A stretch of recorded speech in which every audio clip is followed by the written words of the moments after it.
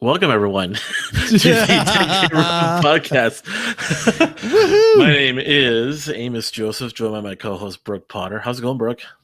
It's going well, Amos. It's going well. We just finished up Religion 022 on my channel. I'm out here. I'm relaxed. I've got my mead. Let me just plug these guys. These guys are really good. This is a sweet mead from Celtic Wines. I think I might have shown these guys before. They should sponsor us. I think so. I think this is now my mead of choice. So I'm going to have a little chat with them and maybe we'll get a little something going on. But other than that, I'm doing all right. It's been a quite relaxing week. We are back in lockdown out here in Aberdeen. Not a serious lockdown though, because the only thing that seems to have changed is the pubs have to close at 10 p.m. instead of 12, I think. Right. And you got to wear a mask going into every shop and it's a pain in the ass. How are you doing? How is Minnesota holding up? Like I said, our weather is like a woman's mood. It just keeps, it has ebbs and flows, but especially now we're kind of going into, like I told you, we had like a whole week where it was like 40s and 50s. Now it's Fahrenheit for our listeners. And then it kind of like swung back into like 70s and 80s for like a few days, and it swing back down like 50s and 60s. So it kind of like has these weird flows, but now, yeah, I mean, no snow yet, but it's definitely like just by the colors and just by the overall feel, like you can like, it's like I can feel the snow in my bones, like it's coming. Wow, like in your balls. Okay. Yeah. Speaking of balls. Hey, we got Edmundo's in the chat. We got Brian. Welcome, guys. Before we get into the show, of course, we do want to do a quick little thingamajig. For anyone who's, of course, joining us for the first time, we do thank you for checking out the show. We ask you to, of course, to subscribe to the channel, subscribe to us on all podcasting platforms that you're on. We just got approved we're on Amazon Music, so any Prime users can definitely access it there. I think we've been on Spotify. We're on Pandora, I think. And we're on Apple Music Apple Podcasts. I mean, it's just a lot of these are taking their time, I think, just because of like less staff, but because of COVID. But we're pretty much we're going to be on all the ones by, I would hope, by the end of the month or by the end of the year. So yes, do check us out there. Subscribe to the podcast. Leave a comment, leave a like, share the show with someone you think who will like it. But more importantly, 2 ways that you can support the show beyond just the normal free stuff you can do. Go to tacticalsoap.com, type in the coupon code 10K Rum. That's just 10. The number is 10 and then K, the letter K, and then RUM. That gets you 10% off, and a kickback goes to us. Or go to subscribestar.com/shitlord-preachers. That it gives you different ways where you can pledge the show monthly, anywhere from $1 to get you access to our Discord server, all the way up to $25 a month, which, of course, you'll be in the same position as our good friend Edmundo. Shout out to him, who is our $25 a month supporter. That gets you access to our to shout outs, to our Raw Takes video series that we do, where we talk about more raw topics that were more with a whole lot less restraint on a separate thing for just those subscribers. So check those out. And of course, back to the show. We got a couple of different topics. I think we're going to try to, there's not as much quite going on. I mean, there's big news, but there's not numerous news. Huge news. Huge news. So do we want to jump right into that, or are we saving that for a bit? Let the people know, first of all, we are going to be missing next week's show. Well, yes, we won't be here. Let them wait a little bit longer. Yeah, we won't be here next week because I will be in Salt Lake City with our good friends over at the Masculine Geek channel. I'm going to be hanging out with them. They're doing like a meetup for people that are part of their they have like their own little men's community that I'm a part of. So I'm there with that. They put an invite for us to come. I think it's going to be like anywhere from just a little bit more than half a dozen of us that are out there, with, of course, all 3 of the guys out in Salt Lake City. Rob, who's part of the group, he lives out there. So we're heading out there, go meet up with them I'm planning to get there by Thursday. we have like an Airbnb booked till Sunday. So it's gonna be Friday. Saturday is the actual thing, and then Sunday, we all start heading back. So I'm driving all the way out there. Be safe, man. That's a long haul to Nevada. Well, yeah, right? that's why I'm leaving on Utah. yeah, that's why I'm leaving on Wednesday. So that like if I'm driving through the night or anything, I make sure I get like some sleep. And I know the whole thing, stopping at gas stations to get a little sleep. Get gas. Yeah, well, of course I'll get gas. That too. But yeah, of course, get sleep, get food, all that fun stuff. Definitely give the Masculine Geek crew our best. Tell I wish I could come out. That sounds like a cool hangout, man. They do. I think they do like meetups like once or twice a year. They just kind of like just for not only for like fans, but also now they have this men's community. They're doing that too. But so I'll be there. And I won't be able to do either the Religion Zero or our regular show. But of course, I'll be back the week after. Yes. Now, I think in a way we kind of made up for it by having Spike on last week. Last Tuesday. On Tuesday, if anyone wants to check out episode 106, it's a 1 hour show, but I think it's packed with more than we usually have, where we have our I would endeavor to say my friend Spike Cohen on the show, talking about the campaign, talking about working with him and stuff and different things. And of course, after that, I did go to the event. I did go, he and I actually were tag team doing door knocking for you got to highlight that comment. So that the one from Amundo there? Yes. Yeah. So what I will be doing on this trip will be, of course, in our Raw Take series. So do keep in mind about that. If you want to hear the behind the scenes, and Edmundo, the answer to your question will be in the Raw Takes. Yep. For those listening, Edmundo, our good friend, he says, gas? Is that what we're calling hookers now? Exactly. So do check out the Raw Takes, of course, for next week when I will be mentioning that. I still have a story for that we haven't filled in, but we'll get to that. Yeah. So, what else is kind of going on? So the huge news. I guess I'll fill in. Yeah, huge news. So, huge news. Which one? The witch is dead. Wow. We just went. Right. Okay. So let me clarify. I know every conservative just like, oh wow. Look. Okay. She was not fantastic. She wasn't great on the First Amendment. She wasn't great on property rights. She did do some stuff for men as well, in terms of men's rights. She did some stuff not so good for Native Americans. Yeah, she wasn't great on a lot of issues. I'm kind of agnostic. Kind of maybe she wasn't as good as. Who are we talking about? Ruth Bader Ginsburg. Or as when I first read it, because everyone calls her, RBG. Notorious RBG, yes. Yeah. So I'm sitting here, in different, all these group chats I'm in, breaking news that's just, going across. And I'm like, red, green, blue? Now I've done I'm not a professional video game by any means, but I'm kind of like a intermediate guy with video and all, AV type stuff. So I'm thinking like, obviously, red, green, blue. Right. Which is like the common thing for primary describing colors. Primary colors. Like if anyone who remembers like old like projectors on airplanes, like when you're watching movies on an airplane, if you look up behind you, you see three lenses and they're red, green, and blue. Exactly. And they kind of alternate the colors to give you your film. Were you disappointed when you found out what it actually meant? So then I saw, Ruth Bader Ginsburg, RBG, not red, blue, green. And I'm like, oh, it took me a while. And I went, oh. And then like someone posted from NPR, that she's dead. And then there were two comments after that in this group message. Is this for real? Because she's died like 15 or 30 times in the last 5 years. Going to the hospital for like 3 months. She's had all these close calls. She disappeared. Like TMZ was looking for her. It was yeah. But then so that actually happened, and she was around her friends and family, from what I read. Yes. and she passed away.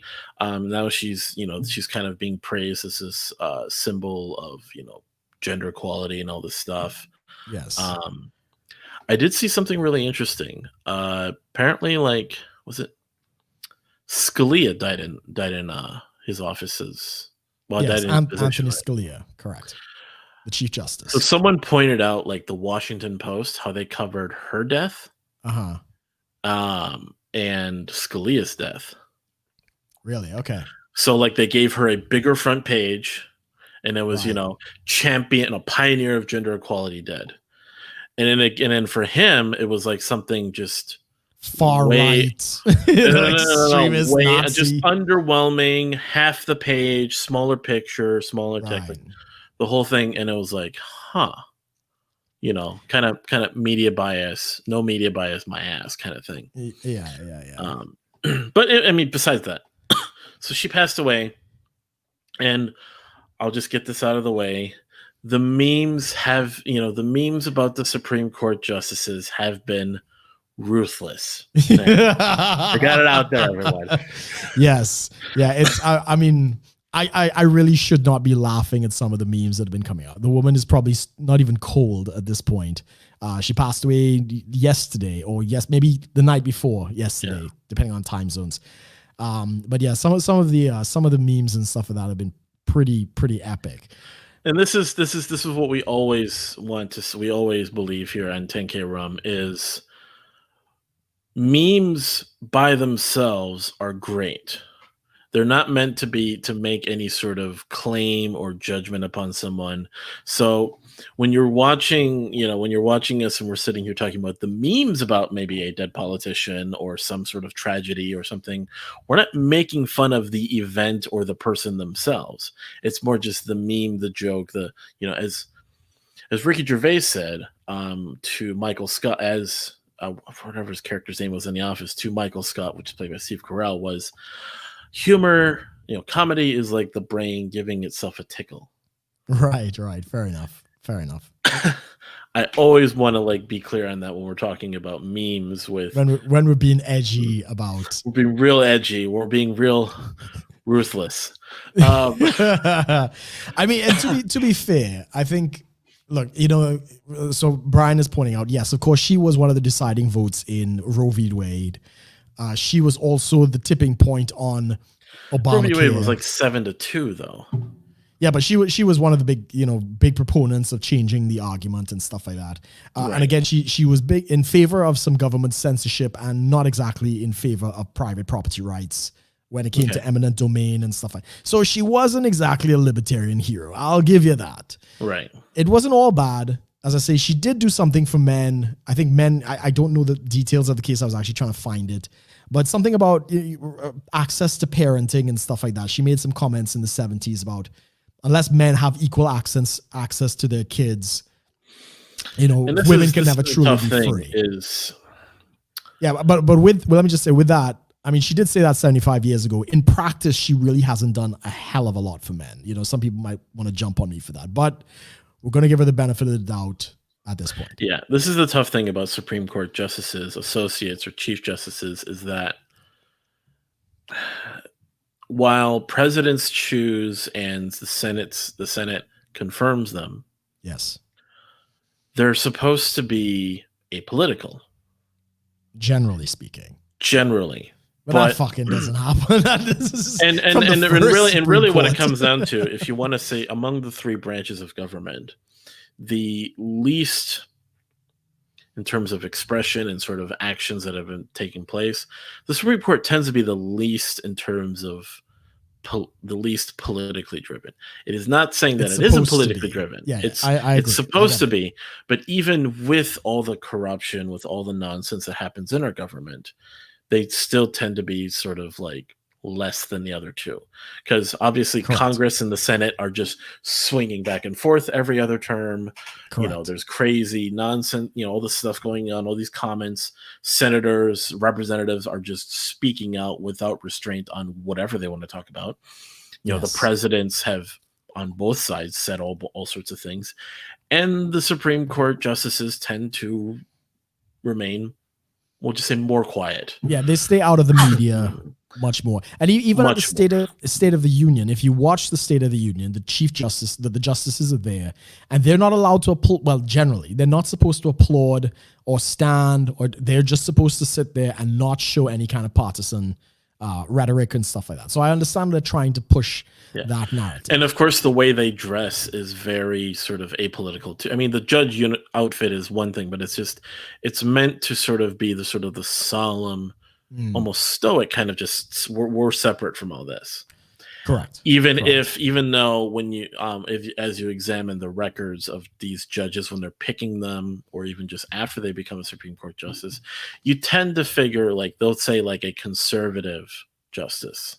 Yes. Yeah. Or what would be the other one then? Like what's the left? A liberal justice. Yeah. That's where they tend to more regularly use liberal or conservative. They won't say Democrat or Republican because that denotes political, actual party affiliation. They'll just say like, so you have judges that are more, on the liberal side of interpreting the Constitution. Some are more on the conservative side. You also have like the constitutionalists. And this is the thing is, because of her death, do you think this, what do you think this does to the Supreme Court? Well, this is a golden opportunity for Trump and the Republicans if they have the balls to do it. And I think he's going to. I think given what we see coming up in this election and how the Democrats seem to be pretty much ready to rig the election in terms of mail-in voting, it's going to be a shit show, right? So even after November 3rd, with all the in-person voting that's counted, they're not going to declare a winner until all of the mail-in ballots are counted. And their strategy, I mean, basically all stops are off. They're going to fucking flood the mail-in voting system. I mean, Pennsylvania just did away with the signature verification. So, I mean, it's going to be a shit show. This is probably going to go to the Supreme Court. So this is why I say Trump, by all means, understands that if there's not a full bench and there's a chance for a 4-4 split, it's going to be fucking anarchy. So it is in their best interest to have a Supreme Court justice in place by time November 3rd comes around. Now, there is contention. As we've seen, the left has been screeching harpies. I'm sure you've seen a couple of the videos of these, white Karens losing their shit in their car. Some of them are like, fuck you, Ruth Bader, you just had to make it to 2021 and, all this kind of nonsense, right? Some have even gone so far as to say they're angry at her for dying now. She should have retired under Obama and been replaced, but she didn't. And so there's a lot of hate from the progressive left. And this is what I actually in a conversation I was a part of. Someone brought up that, and this has been an interesting topic to touch on. Do you think there should be an age limit on these positions? Term limits and age? No, I'm not. Age limits on Supreme Court justices. I don't think so. I think the system of appointing them right now, I think it's fine. Right, but I'm saying for Ruth Bader Ginsburg to make it to 87. 87. Now she should have stepped down. I concede that, but she was, because she's probably, well, we don't know. I can't know her mind. But she was kind of drinking her own Kool-Aid. She wanted to die in office. And I will give her props. She was still dealing with cases probably through her cancer. It's a lot of strength. I'll give her what she's been through. Yeah, absolutely. In terms of her health and what she's still trying to maintain, you got to give her props for that. But she should have had the sense to step down from the position and let somebody else. And this is the thing that I'm trying to, because some people kind of brought up an interesting point about how there could be the possibility, what they said, like government forced retirement, like public servants, people in elected positions should be forced to retire for positions that have no limits, sort of like how Supreme Court justices, whether it's 70 or 80 or something where, because having Supreme Court justices that old, they think some people thought maybe not a good idea. At this point, I don't see it as a problem. Because, I mean, no, I don't think I see it as a problem. Okay. I don't know who the oldest Supreme Court justice is, but now they're picking younger and younger people. So Sotomayor is pretty young. Justice Roberts is pretty young. The potential replacement that Trump has on his short list, which is what's her name? Her name is Amy Coney Barrett. She's pretty young as well, although she's a devout Catholic, so people are a little concerned about that. This is the other thing too, is people are concerned about. So right now, the Supreme Court justices went from 9 to 8 because of Ruth Bader Ginsburg. So decisions, so that you could actually have a split on decisions that be coming out of the Supreme Court right now. Correct. Now, until someone else is brought in, you won't have the 9, which causes that tie vote thing. Yes. Excuse me. To break the tie. So now, as soon as she passed away and people were all mad and all this stuff was going on, I saw a bunch of people kind of rolling out the whole, Roe v. Wade's going to get rolled back. Roe v. Wade's going to get rolled back. All this stuff and all that. And I thought, and I actually heard from some people who said, yeah, probably not. Do you know who Tom Cotton is? No. He's a governor. I think he's the attorney general in Arkansas. And he's on the short list for replacing RBG. And his tweet was, Roe v. Wade has had its time. And after that, I will be happy to serve at the discretion of the president, or something along those lines. Yeah, you're not allowed to talk. You can't say that. Yeah, I know. This is my point. But this was actually the point I was going to make. This is Trump's nuclear option, right? He's basically going to turn to the Senate and stuff like that. The Senate, right now, the Republicans control the Senate, right? I think they've got 51 or 52 seats. I can't remember which one. There are a couple of them that are kind of rhinos, Republican in name only, and they might flip and go with the Democrats and whatever. And he's going to basically put up the Amy character, the Amy Barrett, he parked her on I think the 11th or the 12th Circuit Court, or one of the courts, because she didn't have as much bench experience, but he's saving her for the Supreme Court. Heavy pro Second Amendment person, heavy free speech, an originalist, studied under Scalia. So she's the prime candidate. She didn't have enough experience, so he put her on the bench there, and now this position has opened up. But his nuclear option to the dissenters in the Senate is basically going to be, either you give me Amy, or I'm going to fucking send up Tom after the election when I win with a landslide. And Tom he's the anti-Roe v. Wade guy.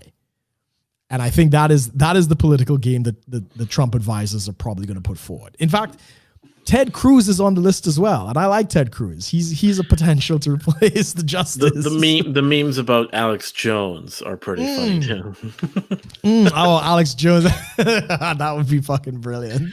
But this is the thing is, I've actually heard that even like among people, I think people thought like Gorsuch would actually be one of the judges to help roll back Roe v. Wade, but I've actually heard that he wouldn't. He probably would. Yeah. No, he dissented to, he sided with what's precedent, so he didn't change it at all. Yeah, and here's what I'm thinking about that whole thing.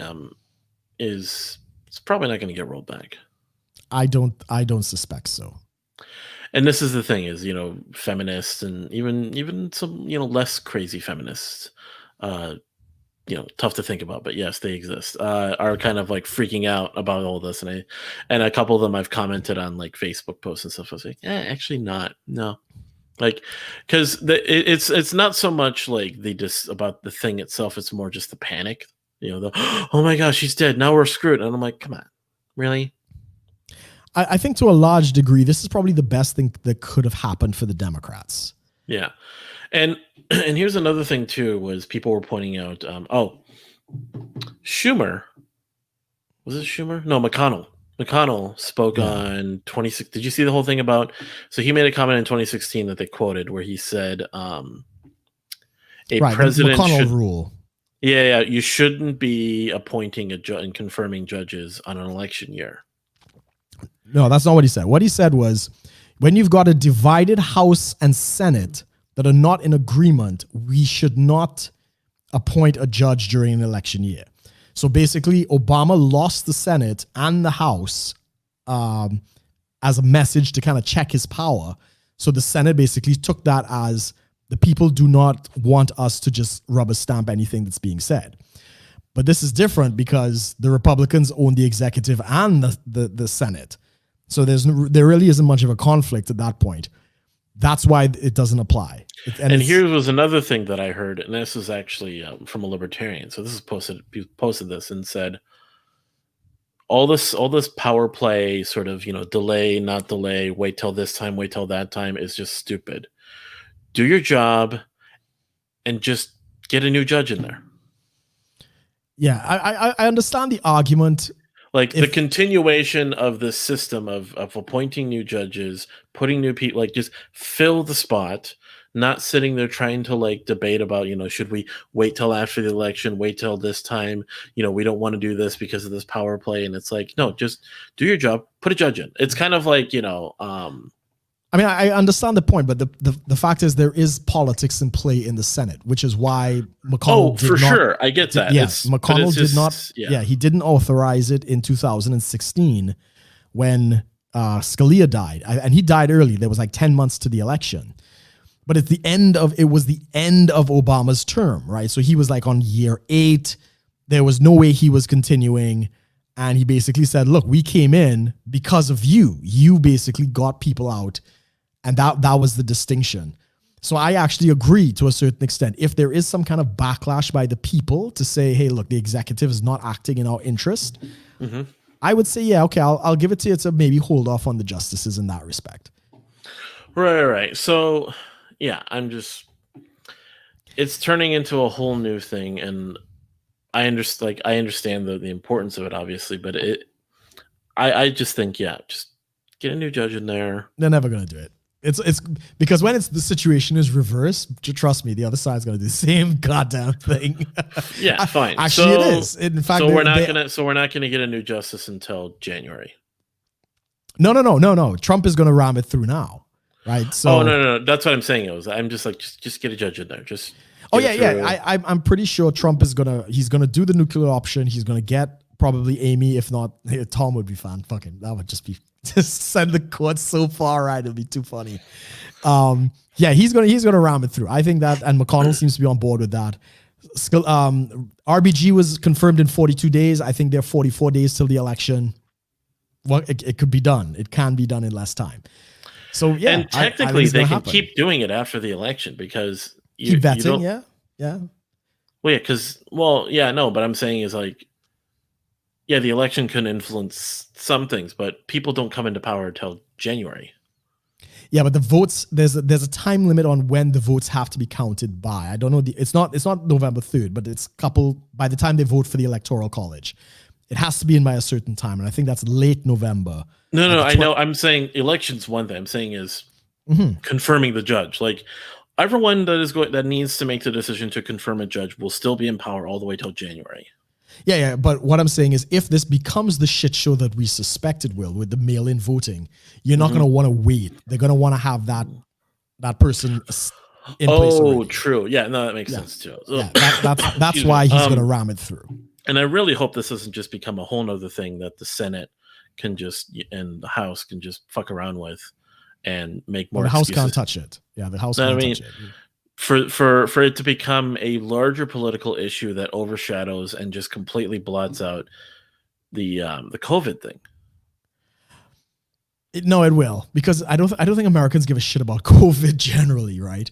Except for the Democrats. I mean, we've talked about the whole thing, like, because of the government overreach, because of the crazy stuff they've done to disrupt, our entire economy. Yeah. And the relief that they essentially owe us at this point. Yeah.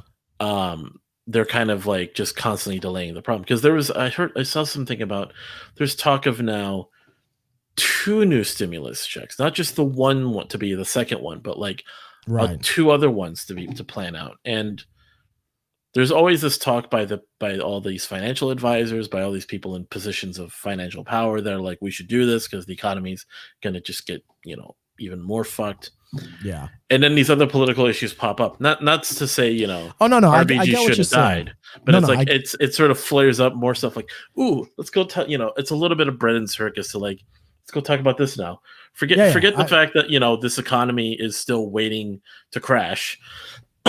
Let's go. There's two narratives that are being pushed right. Well, three really. The riots, but I think Trump has basically squashed the riots, if I'm not mistaken. The last attempt in Portland, the feds came in and strategically broke the thing up in like 20, 30 minutes. But here's the thing. So the progressive left that's been sucking down hard on the teats of CNN and MSNBC are fucking petrified, right? These are the ones in Democrat-run cities and stuff like that, where they're still insisting on lockdowns and mandates and masks and all this. And the progressive tit suckers are scared. They are probably not going to come out to vote because they're fucking petrified, right? So they're going to do the mail-in voting sort of thing, right? So that's one side of the narrative. But like I said, the death of Ruth Bader Ginsburg is the best thing that could happen for the Democrats because now they have an incentive to actually go out and vote. You cannot tell me that anybody was excited about Biden. You cannot tell me that anybody could like even say what the fuck his positions were. Like, was there really a reason to vote for him? All it was orange man bad.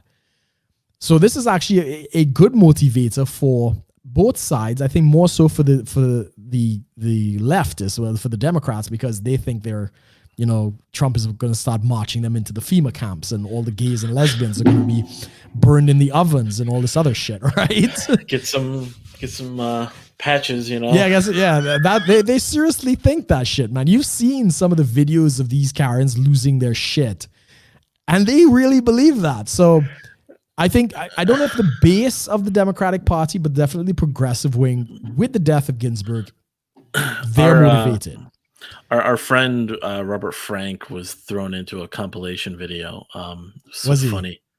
So someone said like it was an Instagram video and the caption was I don't like what is it? I don't like carpools. Mm-hmm.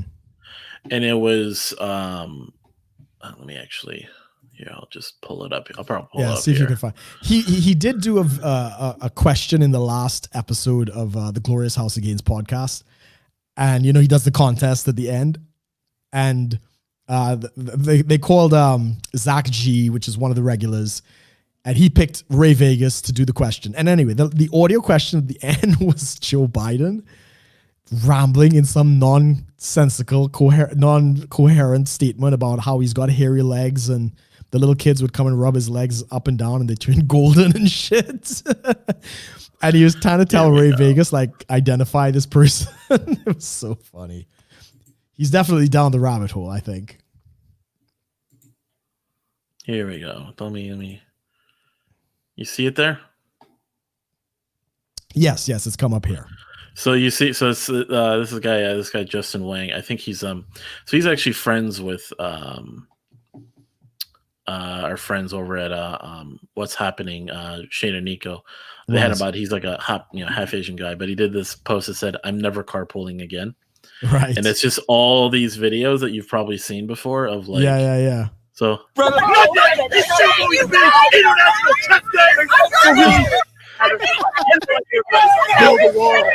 yeah. So make sure and put a link to that in the description so people could go and see it. It's just now. I mean, purely just for the comedic value, I think it's absolutely hilarious. Like, no, I agree. Like, I agree. Not to make fun, like, but it's just, and I've joked about this with people. Is someone will make a post, and I'll be like, I said, you give some interesting takes. You should like do videos in your car. Yeah.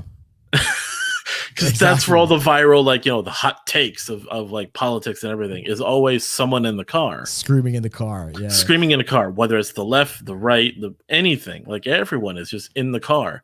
Now, yeah. And it's like in some of these, of course, it's like, do you live in your car? Like, what's going on here, buddy? Like, do we need to call someone? But it's just funny. Like, yeah, I mean, Robert Frank has been doing his daily. I think I've seen Edmundo in the chat a couple mornings when I wake up and he's still going. I could see him in the chat with Robert Frank and stuff.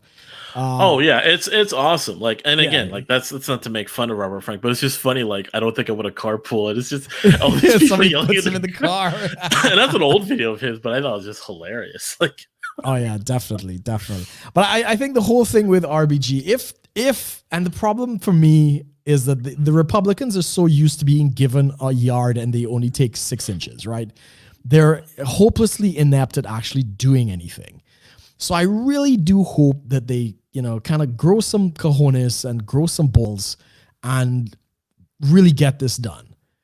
Because they're always snatching, defeat out of the jaws of victory kind of thing, And yeah, I think it's going to be a shit show given what the Democrats are trying to do with the mail-in voting. They better get this shit right. That's kind of my thinking.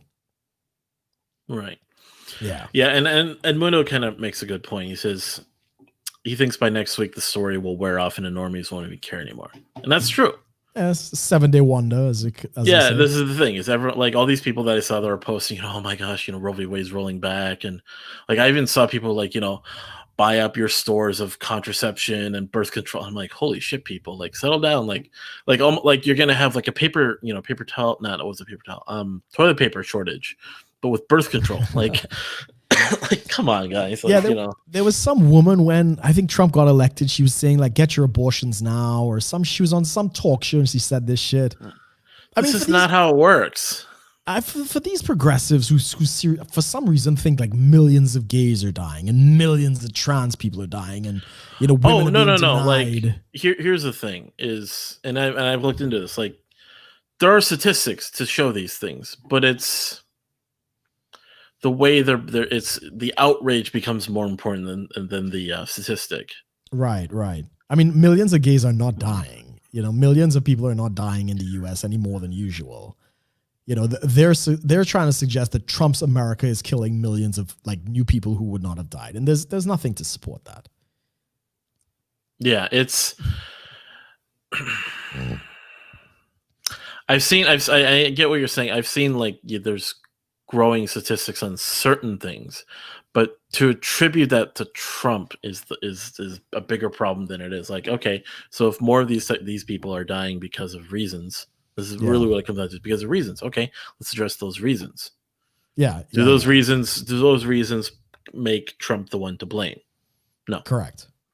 Like we've had presidents that are, as the left will like to call problematic, depending upon how you look at it. Every president is doing something shady, is doing something crazy. Yeah. Now, it's not. I don't think that's really a whataboutism. It's just okay.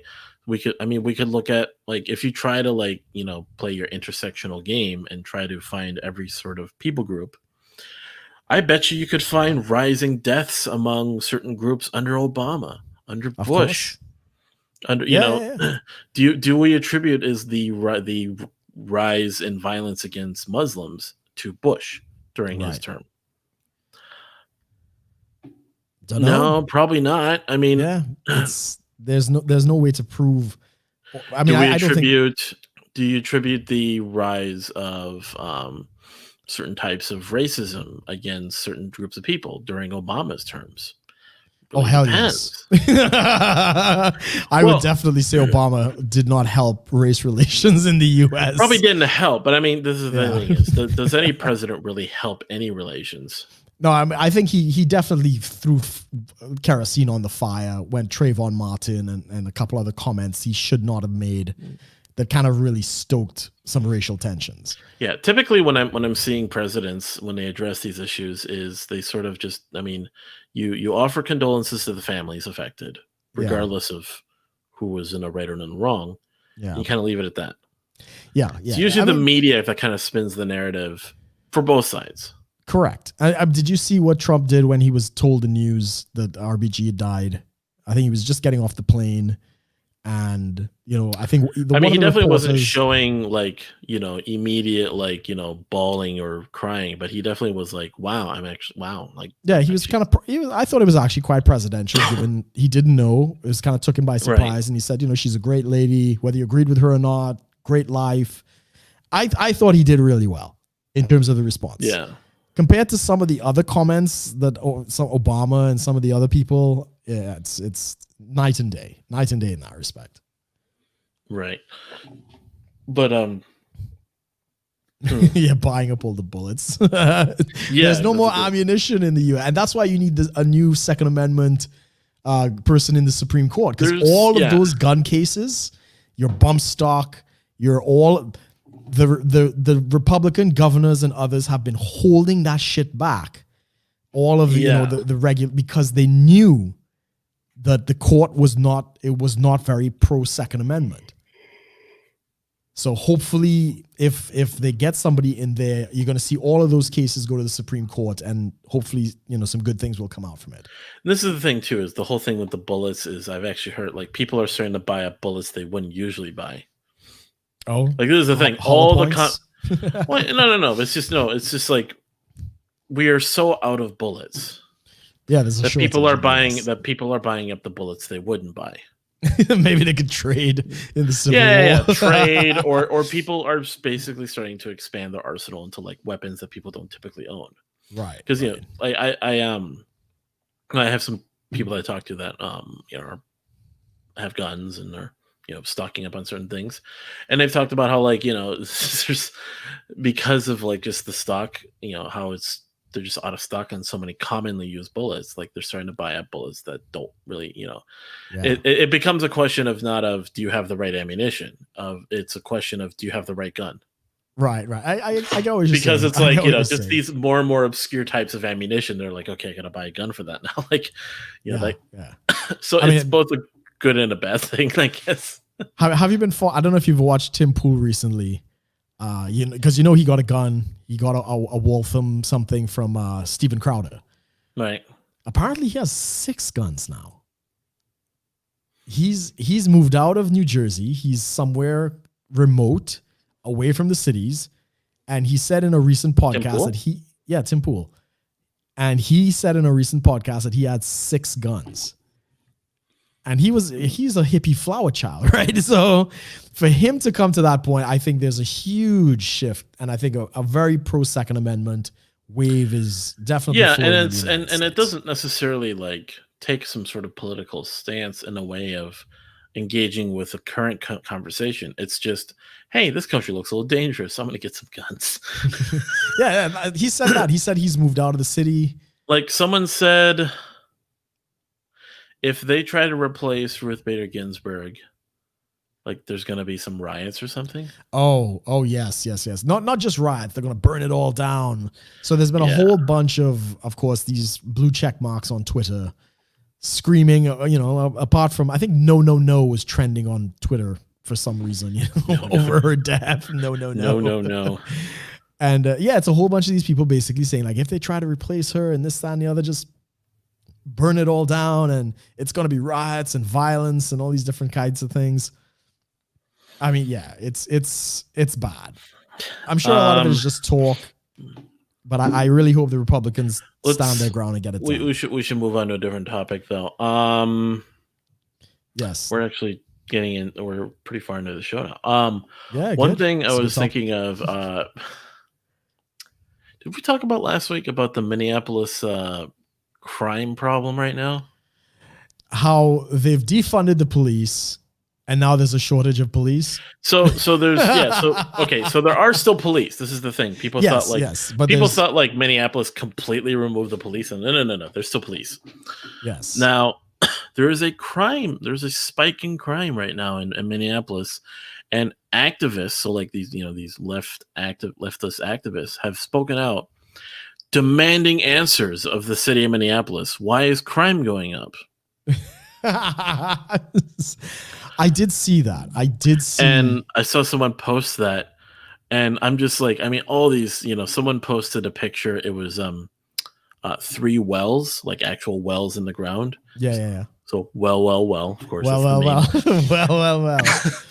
And I'm thinking of like The Office, how the turntables, Yeah.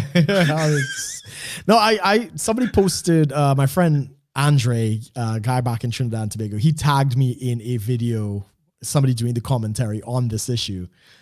And Minneapolis, the city council not only wants to defund, they want to dismantle. I don't think they've gotten that far, but I think they've reduced the budget in Minneapolis by at least $1 million. Right now, they're reaping the fruit of that. Yeah. And then, as you say, all of this chaos started breaking out. You just discovered the George Floyd Autonomous Zone in Minneapolis. So, okay, hold on. Which is a mini Chaz. Let's be clear on this.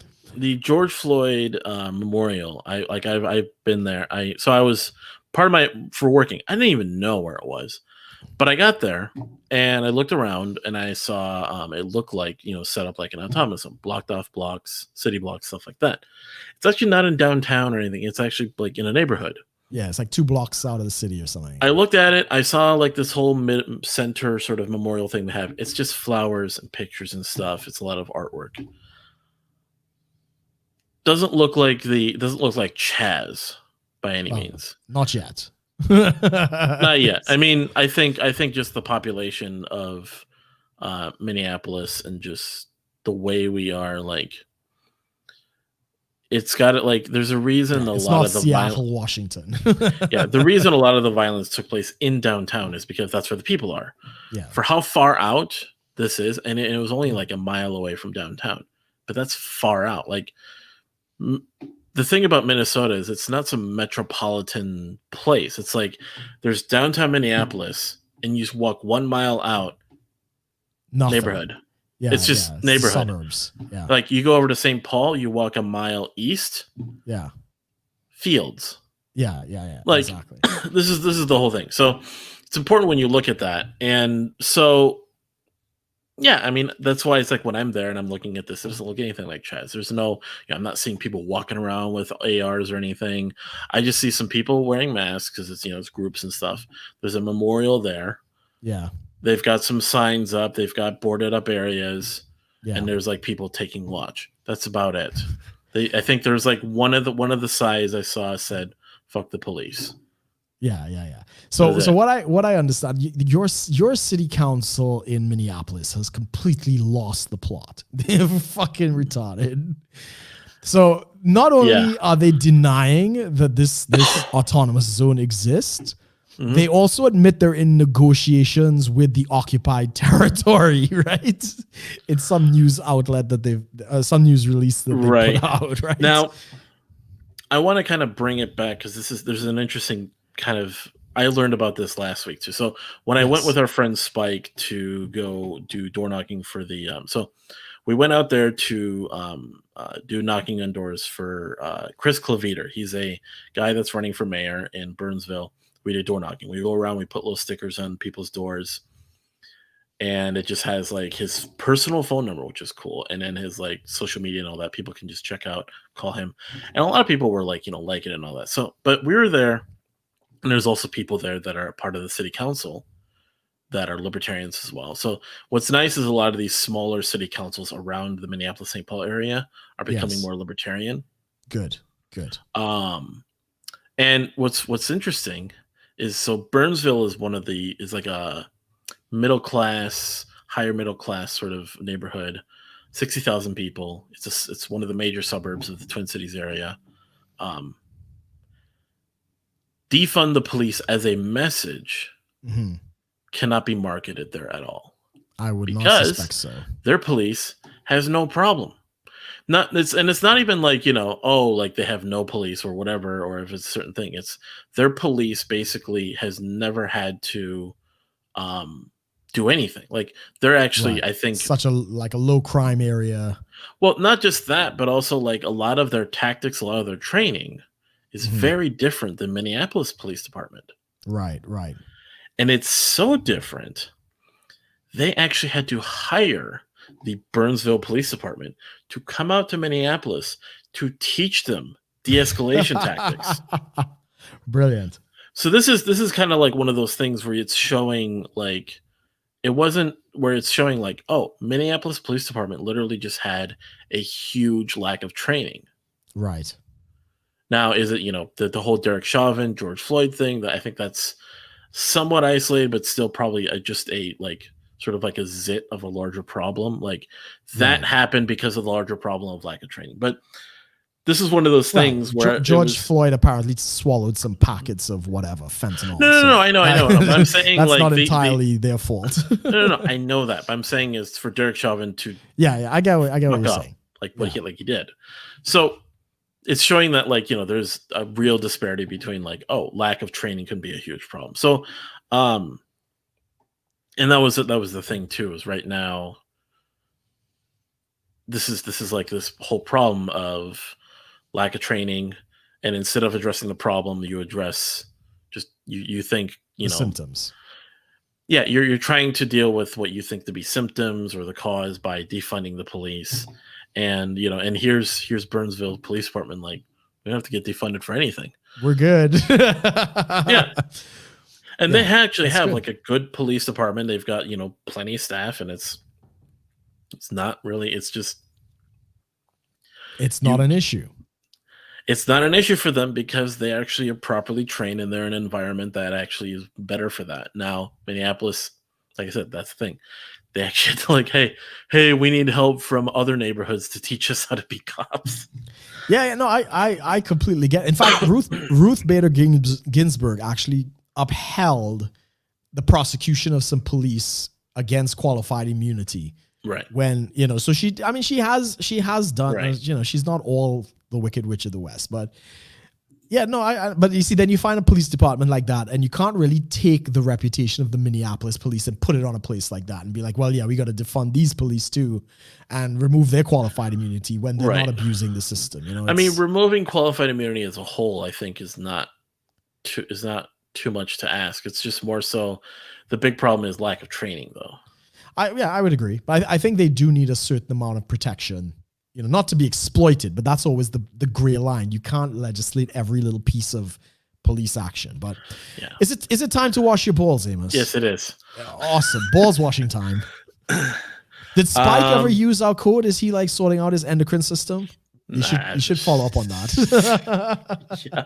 Next, I don't know when will be the next time I see him, but I think for sure probably be election night. So, let me know if he's coming out to the UK for the Libertarian Convention. I'll go out and see him. It's in Cardiff this year, so let me know. Yeah. Okay. Support the show, everyone. 10K Rum is the coupon code if you want to get 10% off on Tactical Soap, or check out Subscribestar for our monthly to pledge the show monthly, so we can provide extra content for people. Like we do shout outs for Edmundo. We're going to start producing some merchandise when we get a lot of people on board. And then also, what was it? Oh, or joining the Discord server, of course, and our Raw Takes videos for $5 and up. So $1 a month, all the way up to $25 a month. If you want to support us and subscribe, and of course, wash your balls with Tactical Soap. So shout out to all of those guys. All right. So absolutely. So, I mean, there has been a lot of other small news that's taken place. I mean, as of today, I think somebody sent some ricin to your president. Really? Somebody sent ricin in the mail. I don't think there's been any update on that. I haven't looked into it. Princeton has admitted that they're systemically racist, and now they're being brought up on contempt charges by the Congress. An Ivy League school that is racist against certain groups of people? No way. Yeah. They did a whole thing about how racism is systemic in the institution, and this institution was founded on slavery and all these different things.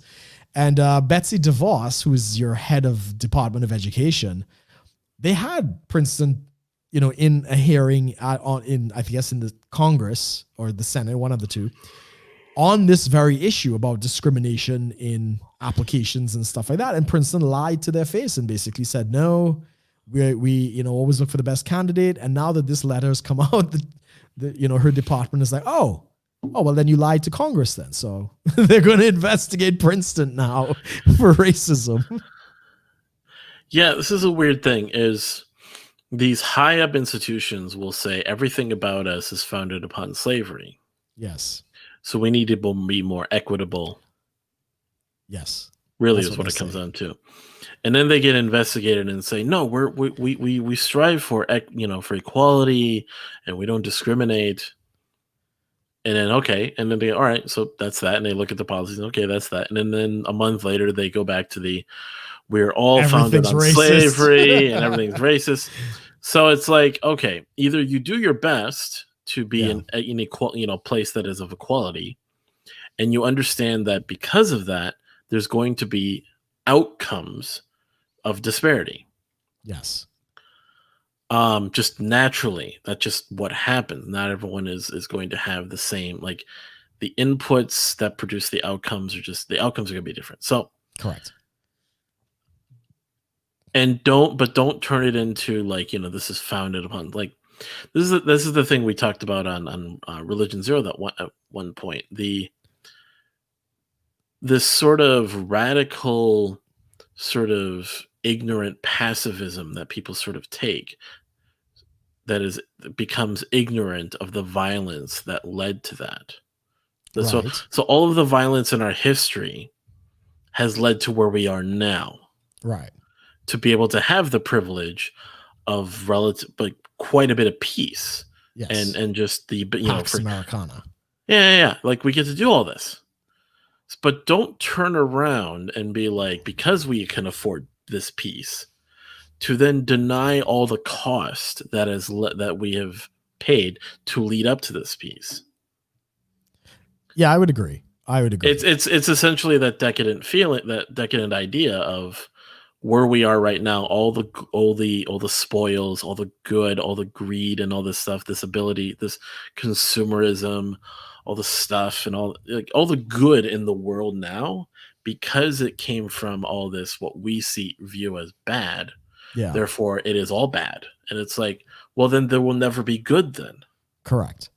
I mean, it is the classic genetic fallacy. yeah. Right. So you think something is rooted in, evil. So they say, like, Christians love this shit about the Christmas tree. A Christmas tree is pagan, and, Yule time and all this kind of shit. So because, some people back in the day in paganism did that practice, therefore what you do now is pagan. Right. Completely dismissing the autonomy of the individual and the individual purpose and intent of the individual. So no, this genetic fallacy, like once upon a time, piercing your ear was a show that you were a slave, right? Yeah, or you were owned by the pirate ship. You were kind of part of the pirate ship, and they'd do it there as well. Tattoo might as well be branding.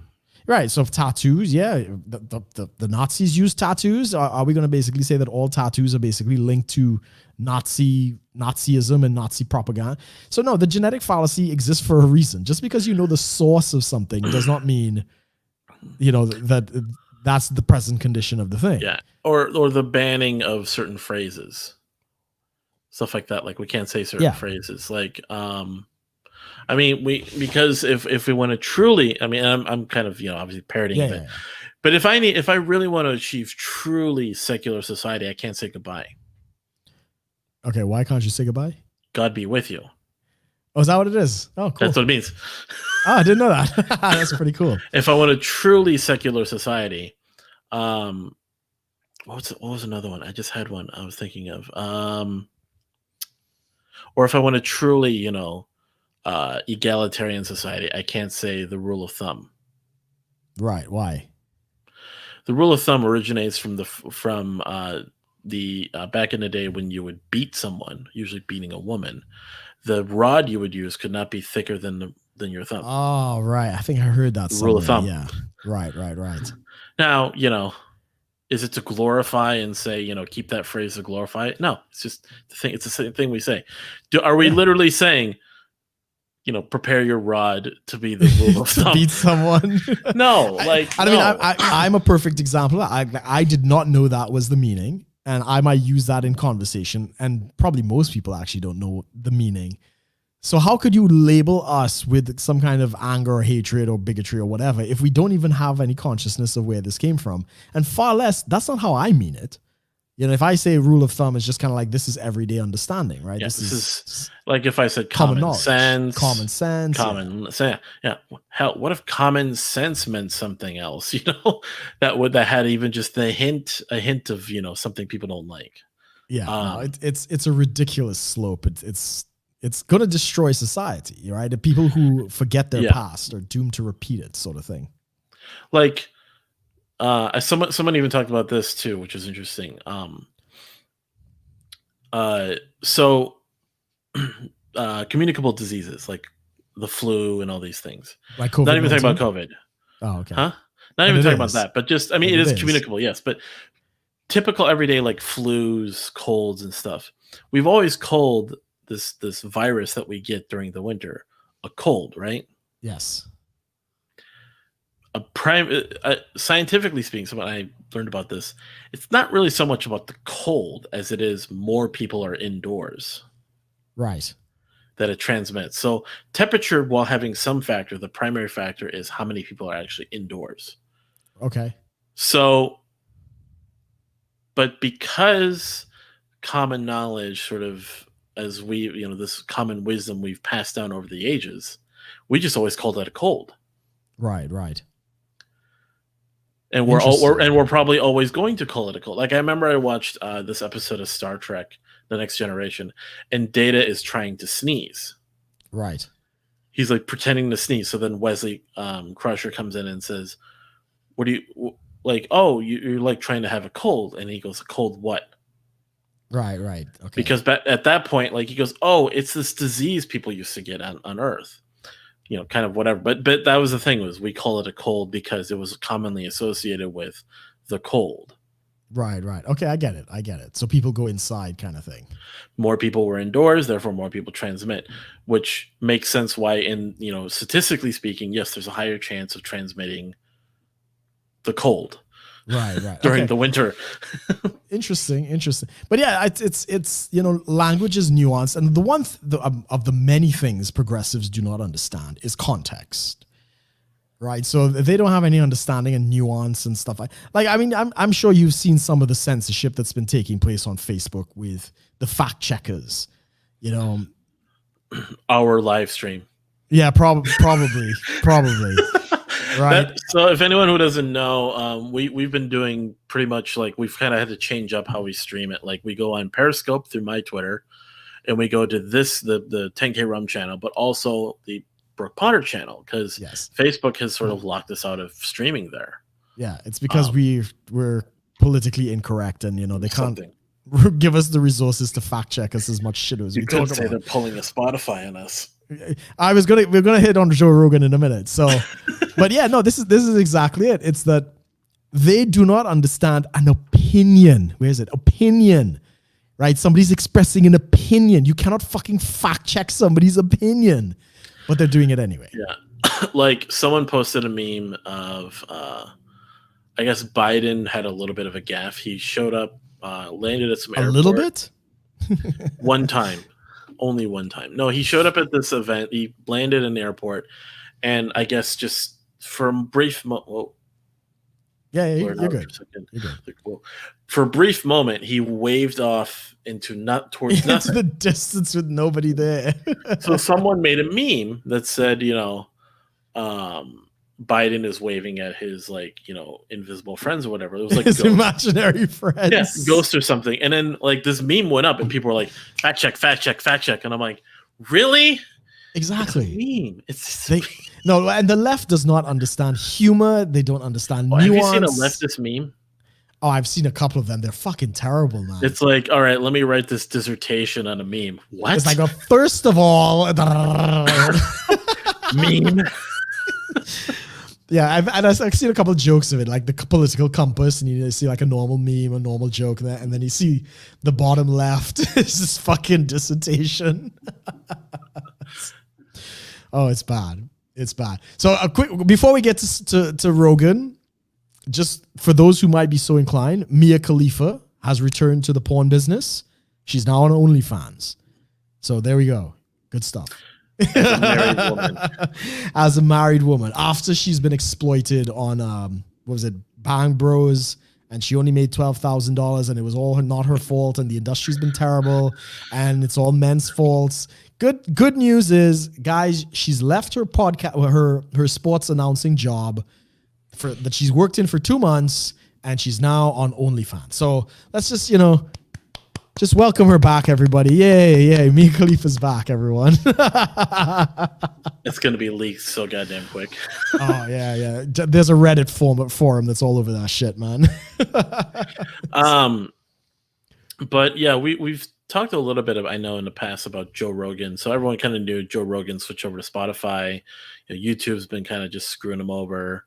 And he's trying to, I think it was $100 million, was it? Yeah. $100 million. $100 million deal. Now, however that's paid out, it's whatever. But Spotify basically wanted him to come over, and he started, so I think it was starting September, they were going to move episodes over. And then by the end of the year, the entire Rogan catalog would be moved over to Spotify. Yes. And one of the first things people noticed, I think a couple weeks ago, was like towards the beginning of September when the process started, was some episodes were missing. Now people were like, okay, what's going on here? Are they just like kind of just pulling random ones to test them out? No. Whole numbers were just like skipped. Yeah. And it was episodes where Rogan would have comments or multiple, a comment or multiple comments talking about certain things regarding trans issues. Now, everyone kind of knows about the whole trans kids thing or trans athletes thing that Rogan talks about, since he's actually in that industry, to be able to like make a comment and say, hey, men who decide to take estrogen yesterday that show up in MMA fights and beat the shit out of women, that's wrong. Yeah. Shouldn't be happening. So he's talking about all this. So all these episodes got removed. Trans ones or just other episodes that were deemed politically incorrect. And people were like, what? Spotify signed this whole contract with them and this is going on. And I guess some information has come out about what might be happening. I don't know if what might be happening, but the information came out that the staff is losing their shit. Yeah, and well, what I'm thinking is probably happening is some of the executives that signed the contract were like totally on board. Like they kind of looked at probably purely the numbers and were like, hey, #1 podcast in the world. They're really, really struggling over these trans issues. And of course they put out a statement. Oh yes, we're very friendly to the alphabet people, and we're very inclusive, and all these other types of things. And anyway, he recently did one with a psychiatrist, I believe, or a psychologist, who got into the whole aspect of trans trending, which is kids basically saying that they're trans so that they can get special privileges and whatever the case might be. And there's an exponential jump in trans kids, well beyond the bell curve kind of thing, like well beyond the mean. The mean. The mead? Yeah, I was just looking at the mead. And so yeah, this psychologist basically came up and said, look, if this was natural, like if this was legitimate, we would expect that the older people who are now kind of, it's now cool to come out as trans, you would see like an even distribution of like older trans people coming out and stuff like that. But that's not the trend they're seeing. It seems to be coming exclusively from the pressures of social media and this progressive ideology, forcing a lot of kids wanting to be special and unique and get the praise of whatever virtue signal to to be like a trender, right? A trans trender. So anyway, he did that discussion, and now they've lost their shit, and they're like, we can't put this out, this, that, and the other. That's where they're at. Watch him sue them for that whole $100 million if they try to breach the contract. I hope he does. I hope he does kind of stand up and say something. But here's what I'm thinking is he probably doesn't care because he has the money. At least if right he now, has the money. Yeah, if he has the money. Yeah. I don't think he has the full amount yet. Yeah. But yeah, so there's that going on. Yeah, no, totally agree. And it's kind of disappointing because he's so chill, right? And what the problem is, the executives understand what they have, right? Joe Rogan is definitely a moneymaker. And especially since he went and made that offer to both presidential candidates to come on his show and do a 4-hour debate. And Trump has kind of already said, let's do it, Trump is promoting it on Facebook. I'm seeing like posts, like advertisements of him saying, get Joe, Sleepy Joe is not coming on board, support Joe Rogan. And I was like, so this is perfect. Like, it's because such troll. He's such a fucking troll. And I love did you see the Babylon Bee article about it? No, I don't know if I've seen that. No. Trump goes on Joe Rogan and gets absolutely stoned for 7 hours. Oh, no. And it's like someone took a picture of I'd love that. Of Trump, and it's like him just surrounded in like smoke, and he's I was like, that's perfect. That is bloody brilliant, man. But this is it. So the executives understand that they have a very unique opportunity. The executives. It's never going to happen, but if Biden actually did it and they could actually get that would be the podcast of the century, at least so far. That's going to make them a lot of money and all this kind of. So the executives are understanding the numbers, but the progressive employees, they're wanting their safe space, and they want to tittle off mommy's tits kind of thing. They're not getting it, and they've been like all hands on deck meeting at these Spotify meetings to discuss these issues.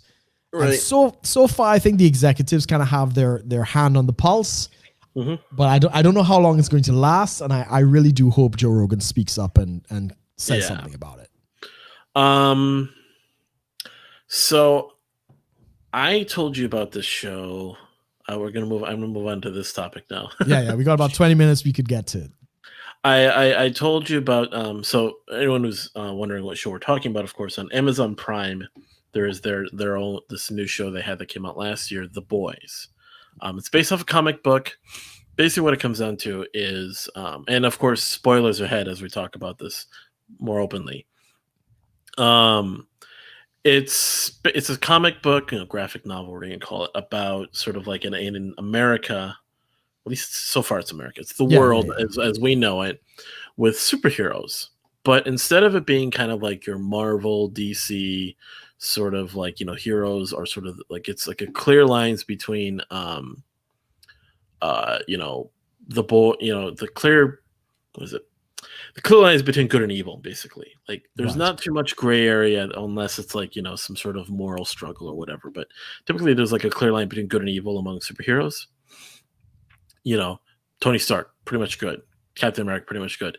Like they'll do a whole movie about like the little gray area they get into or something, but it's like because it's such a huge breach. But The Boys kind of is this sort of dystopian almost view of American corporatism plus superheroes plus just all the worst kinds of things. So it's a world where superheroes are they exist. They do all these things. They do. Save the world. They do crime. They fight crime. We'll say that. They don't save the world. We don't know yet. Not yet. But they fight crime, but they also, at the same time, they're doing it for the money, for the brand, for the company they serve. For the fame and all this stuff. And it's all a lot of like interests and agendas. There's even whole things about like, there's some political intrigue in it. There's even military agendas they get involved. Like it's all, like if there was a corporation that could become an arm of the U.S. government in a way anyways, this is the whole thing. So you have these people who are known as the Seven. It's basically the Justice League of this world. And you have their leader, which is basically American corporatist. Yeah. American corporatist, greed, corrupt Superman called Homelander, which... interesting name, but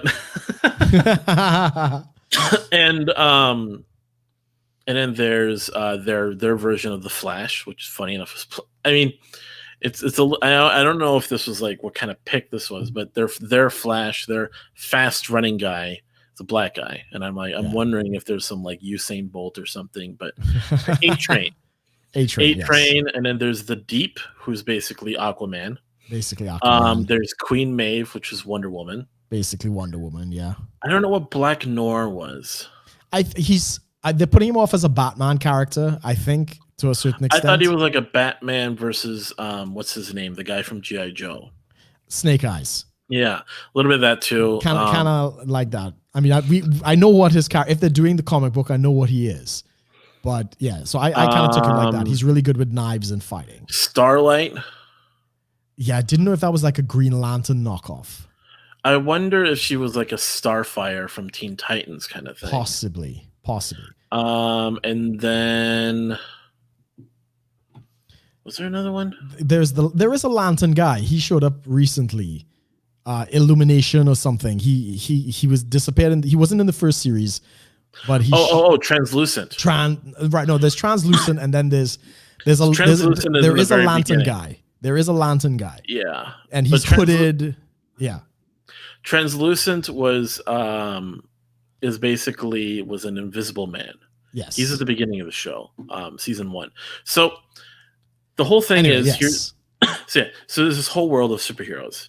They're all, funded by companies. They're backed with brands. They've, I mean, I think some of them even have like some sponsors like on their costumes. Yeah, exactly. So it's how would it work in today's world? So there's this whole thing going on, and you encounter this group of guys who are led by Billy Butcher, which is played by Carl Urban. Yeah. And they're these group of guys who have all been victims of sort of the collateral damage or the carelessness. The Lamplighter. That was the last one. He hasn't had an arc yet, but he's the Green Lantern or something. But there's been this whole, like, there's a group of these guys who have either been victims of the collateral damage or sort of the carelessness of these heroes. Yes. So in the trailer, they show this for season 1.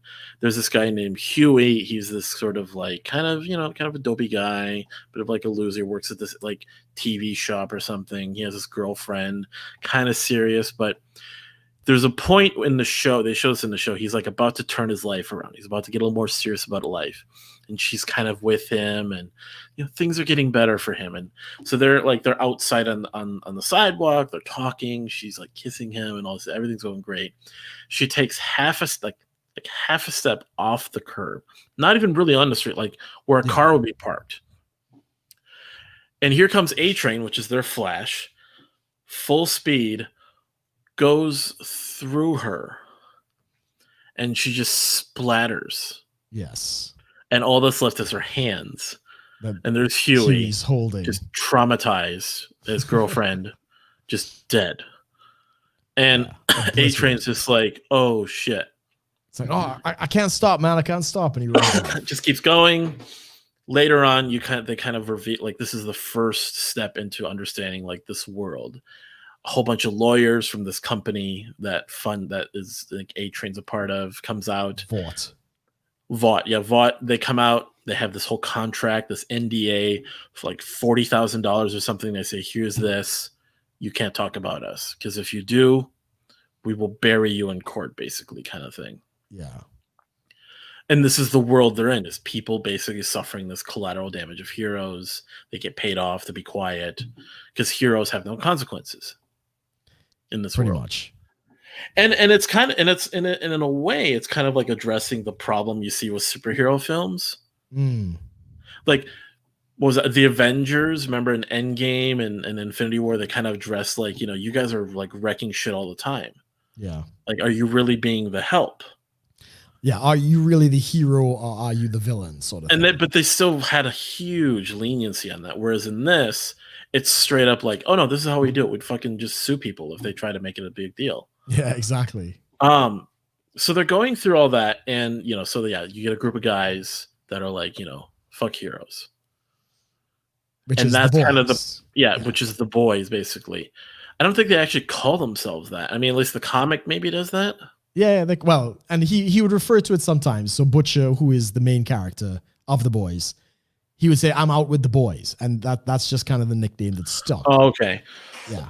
Yeah, it's more of just like a placeholder rather than calling them an official name. But it's not only boys, because they have the female, right? So they have Kamiko, or whatever her name is. They call her Kamiko in that, yeah. Yeah. In the comics, it's the female. Yeah. But she's definitely fucked up. That's a very demented character. Yeah, so there's this whole they're playing through this whole thing, and it's just this struggle between, it's like supposed good versus good intentions. And there's no clear like line between like the good guys and the bad guys per se. Pretty much. I mean, I think it's brilliant television, right? Because I wanted to see it, but I couldn't find it, right? So I don't have Amazon, and I wasn't going to pay money just to watch the one series. So let's just say ARG, I went on my expedition, and eventually I did find a means by which I can watch the first season.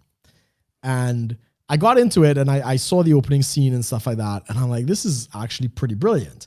Then I found out it was a comic. I went and got the comic, and I read through the whole thing. And I was like, oh, this is really good.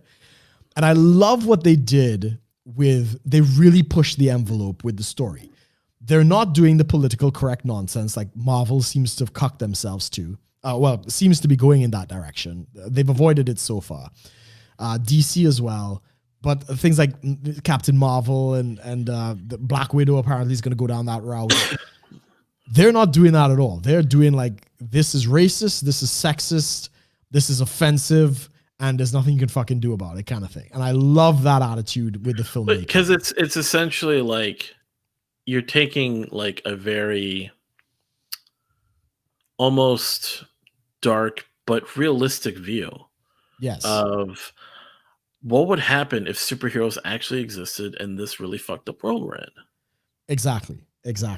You know, I mean, yes, there is good. Yes, there's good that is shown in it, but it gets so blurred in with the rest that it doesn't really become a question of sort of good versus evil, but more of what needs to be done, kind of thing. What one side believes needs to be done versus what the other side believes should be done. Like there's all this conflict where you don't really know, like we talked about this, like, you know, what are kind of our favorite characters. And for me, it's more of like an appreciation of how a character is depicted rather than like, you know, what is like, because when I'm looking at a superhero movie, oh, who's your favorite? Iron Man or Thor or whatever, because they think like, oh, cool abilities and stuff. Right. Because like those are the good guys. At no point I don't think anyone would be like, you know, well, I really like Thanos. Like maybe my favorite character. I mean, maybe some, but they're usually there might be like a mainstream like Thanos appeal would be like, oh, I like how he's played by Josh Brolin, and you know the whole struggle of, you know, his morals, his ethics, and all this stuff. Ooh, okay, cool. But it's never like, oh, I like him because he wipes out half of humanity. Right, I would give you that on Thanos. The one guy I'd kind of flip the script on that would probably be from Black Panther, Killmonger. Yep. You know, the guy, I actually preferred him as a character. I actually understood his motivation a lot better. And, you know, I would have, you know, God rest Boseman's soul. It's Boseman, right? Chadwick Boseman. Yeah. But I actually really connected with Killmonger in that show. Yeah. But yes, in The Boys, you're taken to... I'm taking a Homelander. You're taking a Homelander. And it's just because he is probably the most fucked up character in terms of like the moral compass and all this stuff, everything he does. But the way the actor plays him, yes, the way the writing portrays, weirdly enough, his growth as a character. Yes. Like, because even though he's the most fucked up guy, he's still growing. It's kind of like viewing like you know, it's this lens that is focused on this thing. It's so fucked up, it's so out of focus. So it's like the way they're depicting him sort of coming into focus. Right. But it's like this, but what you come in while you're sitting there worrying about trying to come into focus of this picture, you find out the picture that you're trying to focus on is like this monster. So it's like, no. I think because I know the concept of what they're doing with him. I didn't particularly like him in season 1. I mean, not that I didn't like him. It's just he wasn't at the forefront of what was really going on. And kind of at the end, I knew what he was going to do with you know the mother figure that he had, and I knew what he was going to do in terms of, you know, depicting, you know, just he's getting more evil. It's like he's just coming into his darkness. But he wasn't that dark. He was twisted.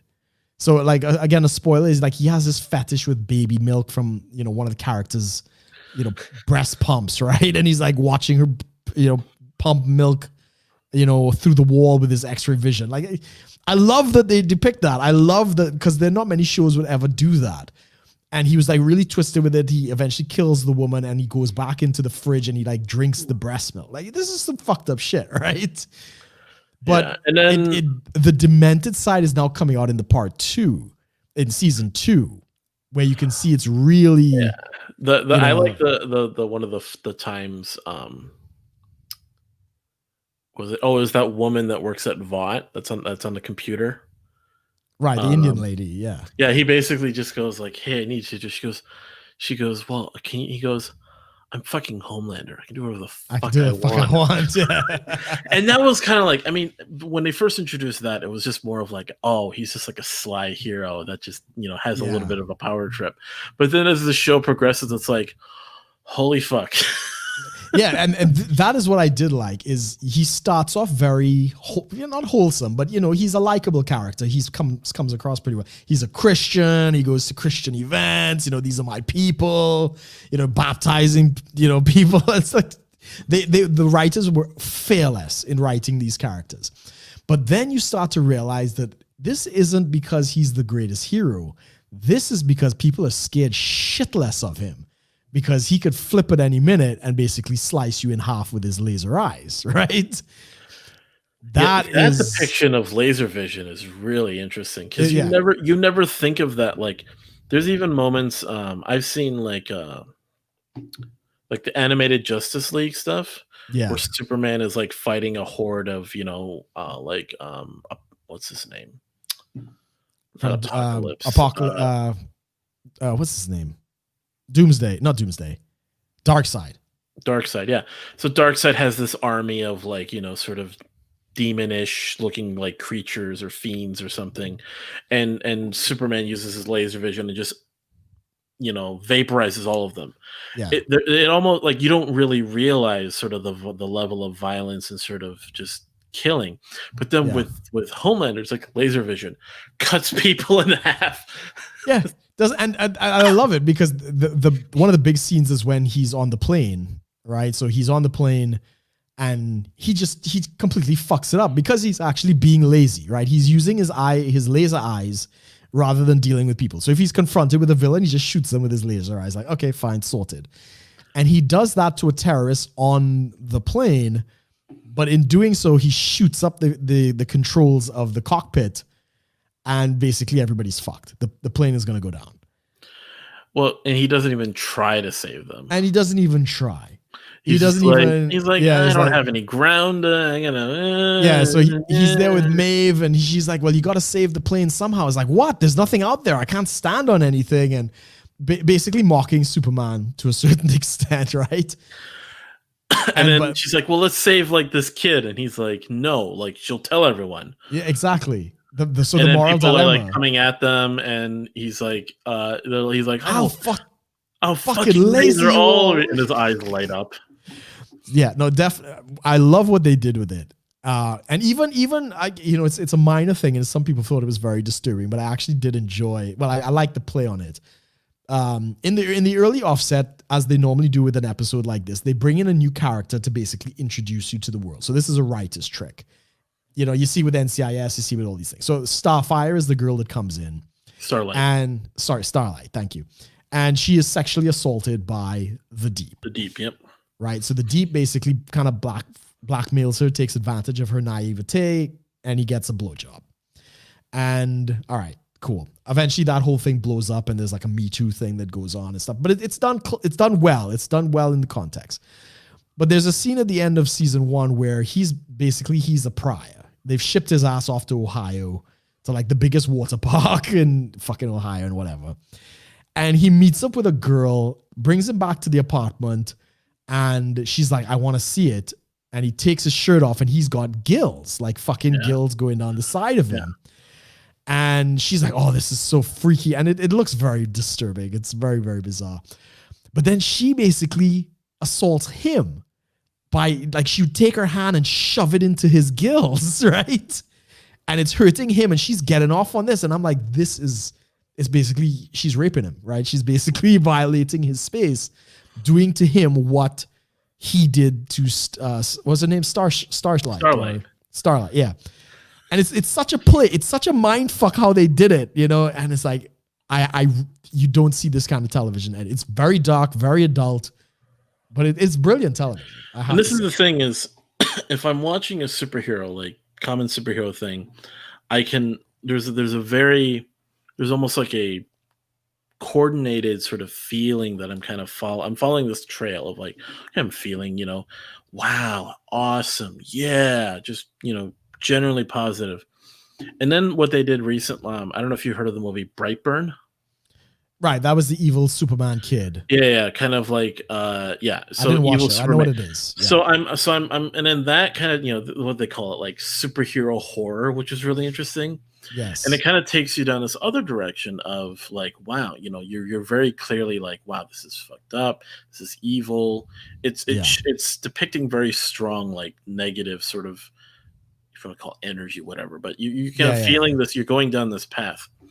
This show kind of takes you down the middle where it's like, I don't know where the fuck I'm going with this. So should I be scared? Should I be cheering? Yeah.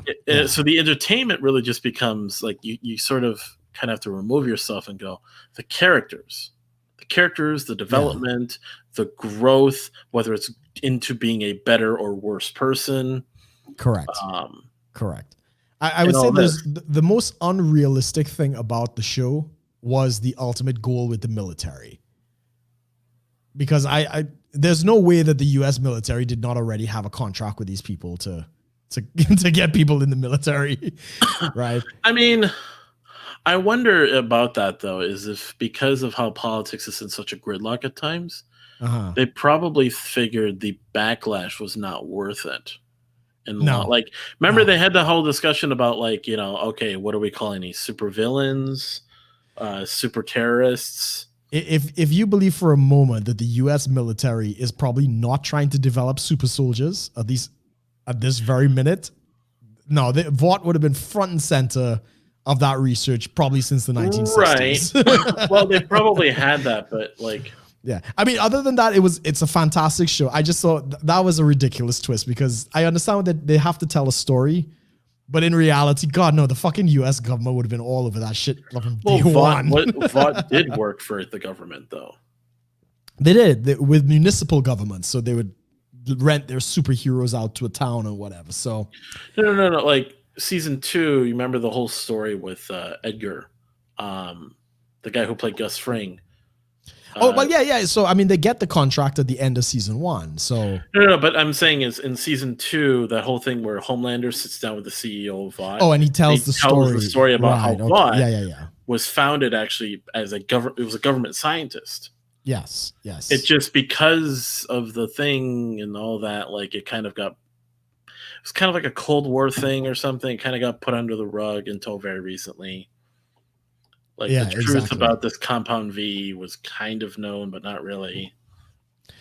Yeah, but it's brilliant television. We recommend it. Have you, if you want to touch on other very bizarre superhero movies, have you watched The Umbrella Academy? I started watching a little bit of it. It's weird. It's kind of like It is very weird. It's like an X-Men meets Lemony Snicket. Yeah, it's kind of campy, but it's also very, very bizarre. That is also a show. I mean, you have to be in the mood for it. I would say I haven't really been. Give it another crack if you get a chance and watch, because it just came out with season 2. But, well, yeah, like I said, I watched a couple of the episodes and I just was like, because all the things with the abilities and all this was kind of like in the past, and then there's that kid, that brother that was like lost in time that just shows up, and I'm like, number what? 5. I'm like, what? It's very heady. You really got to kind of focus on what's going on there because there's a lot going on. Like I'd rather watch Arrival. Yeah, I've seen Arrival, the sci-fi movie. Yeah, I was like, I'd rather watch that and trying to figure that mind fuck out than to try to figure out Umbrella. I don't know.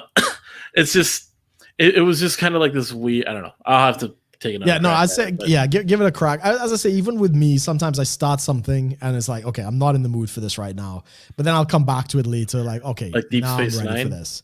Yeah, I tried Deep Space Nine. I made it further than any other time. I'm on season 3 at the end somewhere, but I fuck it. No, I'm done. But at least I tried. I gave it like 3 good attempts to watch Deep Space Nine. So, but anyways, we're actually on time.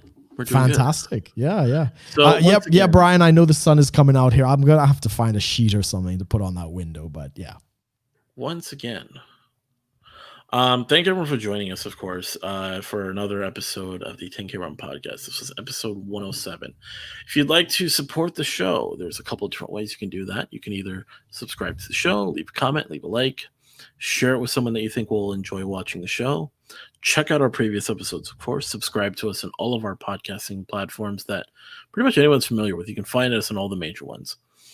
Or, of course, the two really cool ways you could do that is for supporting the show is go to tacticalsoap.com. Purchase anything that you'll like there. There's beard oils, but mainly the soap is kind of their big thing. Tactical soap, of course, is really good for you. It doesn't mess with your endocrine system. It's sort of like an all-natural but actually effective type of soap. Use the coupon code 10K Rum, just 10K RUM. That will give you 10% off as well as a little kickback to the show. And of course, go check out subscribestar.com/shitlord-preachers. That link takes you to our Subscribestar where you can pledge monthly to the show on whether you want to go from $1 all the way up to $25 a month to support the show. You get perks like joining our Discord server, our Raw Take series, or of course our shout outs, and of course shout out to Edmundo on that. So yeah, anything else real quick? No, I think we've covered the bases. It's going to be an interesting week watching what happens with Trump and his nominee. 2 weeks of shows to catch up on. 2 weeks of shows to catch up. All right, so news. Sorry. Right. So again, you're not going to be here next week. Yep. I think we said that in the beginning. So yeah, guys, we'll see you all the week after. Yep.